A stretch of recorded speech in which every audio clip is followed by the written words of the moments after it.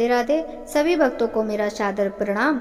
भक्तों, वैशाख मास महात्म का 11वां अध्याय आप सभी को सुनाने जा रही हूँ। इस अध्याय में धर्म वर्ण की कथा, कली की अवस्था का वर्णन, धर्म वर्ण और पितरों का संवाद एवं वैशाख की अमावस्या की श्रेष्ठता का वर्णन करेंगे। तो भक्तों, आप सभी कथा का श्रवण कीजिए। मिथिलापति ने पूछा, ब्राह्मण, इस वैशाख मास में कौन कौन सी तिथियां पुण्यदायिनी हैं?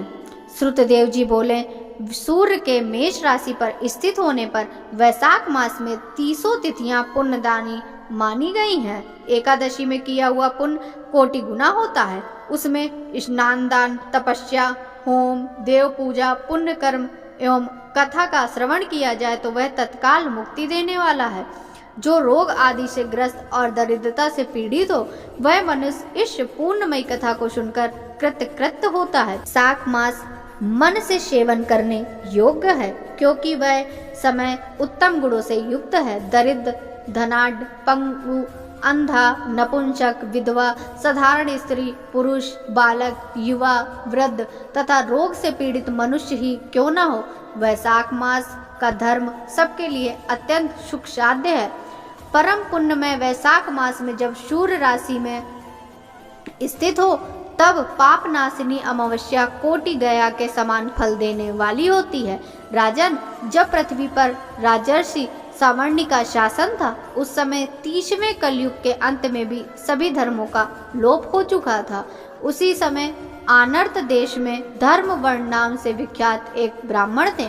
मुनिवर धर्म वर्ण में उस कलयुग में ही किसी समय महात्मा मुनियों के सत्र याग से सम्मिलित होने के लिए पुष्कर क्षेत्र की यात्रा की। वहां कुछ व्रतधारी महर्षियों ने कलयुग की प्रशंसा करते हुए इस प्रकार कहा था, सतयुग में भगवान विष्णु को संतुष्ट करने वाला जो पुण्य 1 वर्ष में श्राद्ध है, वही त्रेता में 1 मास और द्वापर में 15 दिनों श्राद्ध होकर होता है। परंतु कलयुग में भगवान विष्णु का स्मरण कर लेने से ही उससे 10 गुना पुण्य प्राप्त होता है। कली में बहुत थोड़ा पुण्य भी कोटि गुना होता है। जो एक बार भी भगवान का नाम लेकर दया दान करता है और दुर्भिक्ष में अन्न देता है, वह निश्चय ऊर्ध्वलोक में गमन करता है। यह सुनकर देवर्षि नारद हंसते हुए उन्मत्त के समान नृत्य करने लगे। सभासदों ने पूछा, नारद जी, यह क्या बात है? तब बुद्धिमान नारद जी हंसते हुए उन सबको उत्तर दिया, आप लोगों का कथन सत्य है, इसमें संदेह नहीं है। कलयुग में स्वल्प कर्म से भी महान पुण्य का साधन किया जाता है तथा क्लेशों का नाश करने वाले भगवान केशव स्मरण मात्र से ही प्रसन्न हो जाते हैं। तथापि मैं आप लोगों से यह कहता हूँ कि कलयुग में ये 2 बातें दुर्घट है।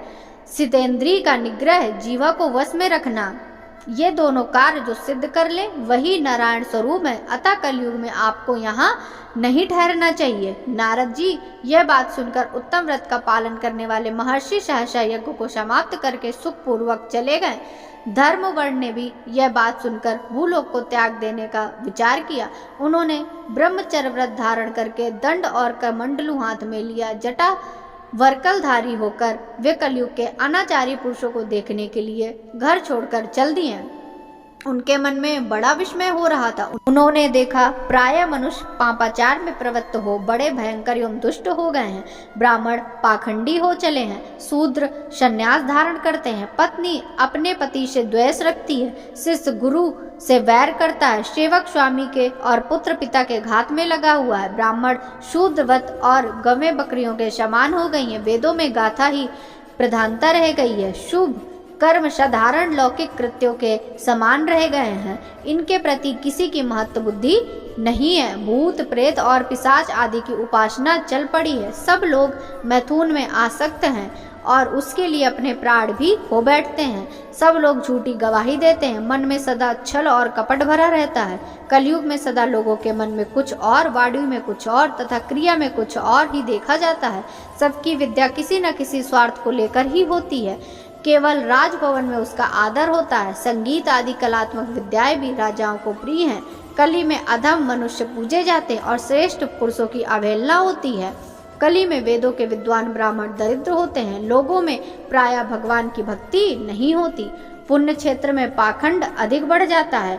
शूद्र लोग जटाधारी तपस्वी बनकर धर्म की व्याख्या करते हैं। सभी मनुष्य अल्पायु, दयाहीन और सठ होते हैं।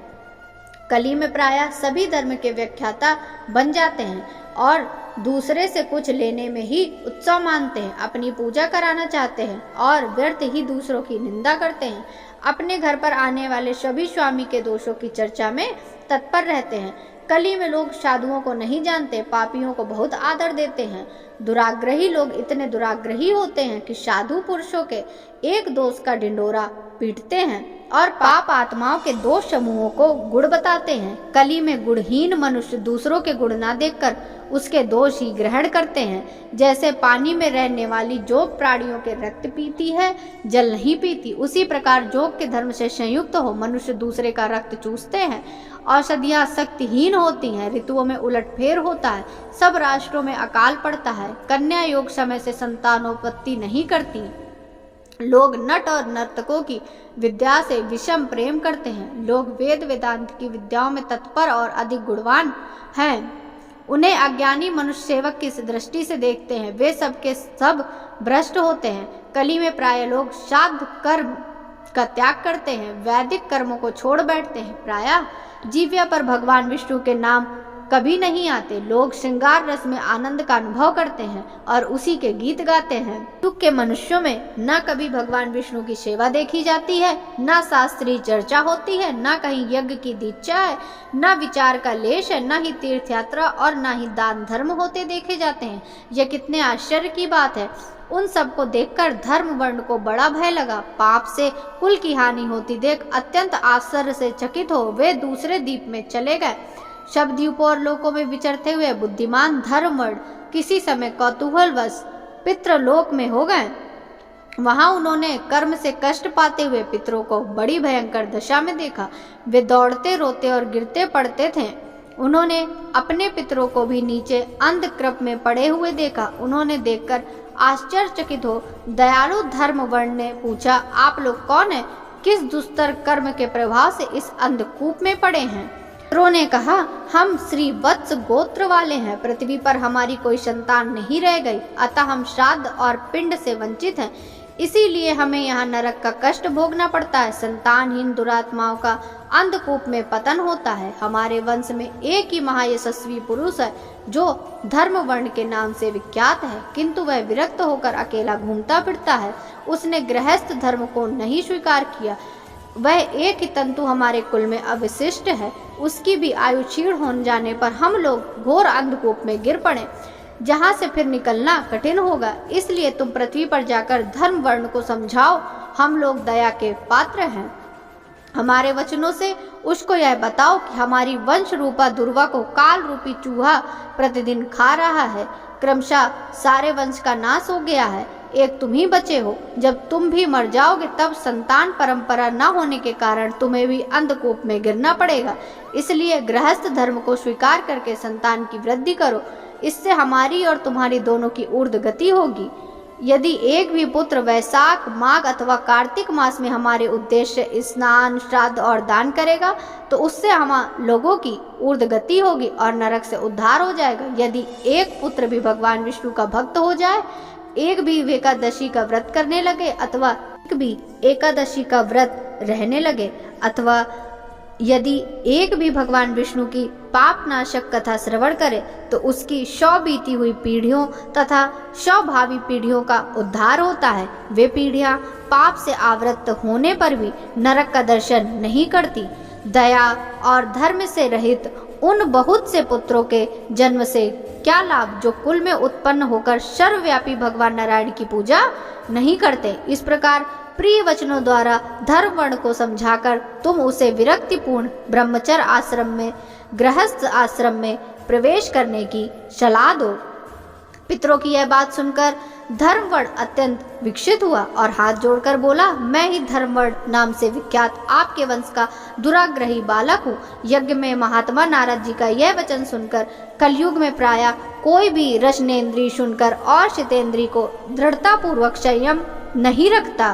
कलयुग में प्रायः कोई भी रसनेन्द्रिय सुनकर और शिशेन्द्रिय को दृढ़ता पूर्वक संयम में नहीं रखता।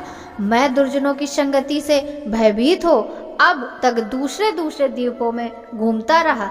इस कलयुग के 3 चरण बीत गए। अंतिम चरण में 3.5 भाग व्यतीत हो चुके हैं।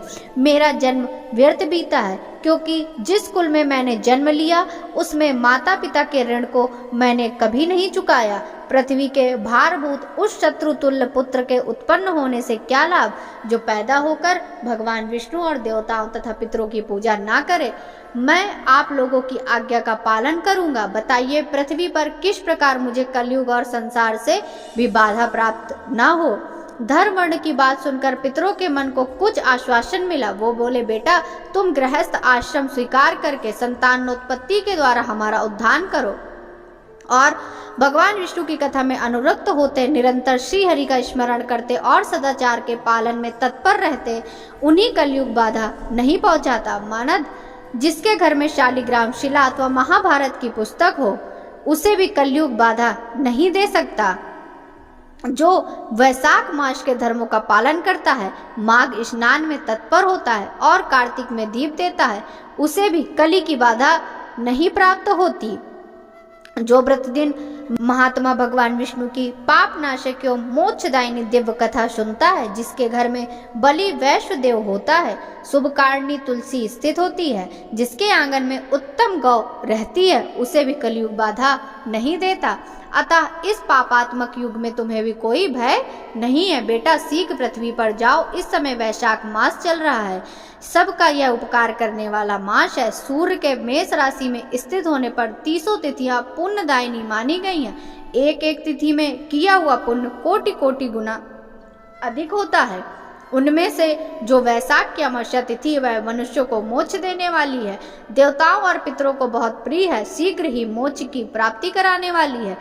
वो उस दिन पितरों के उद्देश्य से श्राद्ध करते और जल से भरा हुआ घड़ा पिंड करते हैं, उन्हें अक्षय की प्राप्ति होती है। हे महामते, तुम शीघ्र जाओ और जब अमावस्या हो तब तुम कुंभ सहित श्राद्ध एवं पिंड दान करो। उपकार करने के लिए गृहस्थ धर्म का आश्रय लो, धर्म अर्थ और काम से संतुष्ट हो, उत्तम संतान पाकर फिर मुनि वृत्ति से रहते हुए सुख पूर्वक दीपांतर में विचरण करो। पितरों के इस प्रकार के आदेश देने पर धर्मण मुनि शीघ्रता पूर्व लोक भूलोक में गए। वहां मेष राशि में सूर्य के स्थित रहते वैशाख मास में प्रातः काल स्नान करके देवताओं, ऋषियों तथा पितरों का तर्पण किया, फिर कुंभदान सहित पाप विनाशक श्राद्ध करके उसके द्वारा पितरों को पुनरावृत्ति रहित मुक्ति प्रदान की। तत्पश्चात उन्होंने स्वयं विवाह करके उत्तम संतान को जन्म दिया और लोक में उस पापनाशी अमावस्या तिथि को प्रसिद्ध किया। तदंतर वे भक्ति पूर्वक भगवान की आराधना करने के लिए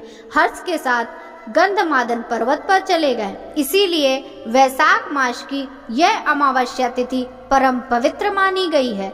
जय जय श्री हरि। बोलिए श्री हरि विष्णु भगवान की जय। भक्तों, वैशाख मास महात्म्य की यह कथा यदि आपको अच्छी लगी हो तो आप सब इस कथा को ज़्यादा से ज़्यादा भक्तों के साथ शेयर कीजिए, वीडियो को लाइक कीजिए, साथ ही चैनल को भी सब्सक्राइब जरूर कीजिएगा। कमेंट बॉक्स में जय जय श्री हरि विष्णु लिखना बिल्कुल भी ना भूलें। से मिलते हैं वैशाख मास महात्म्य के अगले अध्याय की कथा के साथ। तब तक सभी भक्तों को हरे कृष्णा, जय श्री राधे राधे, हरि बोल।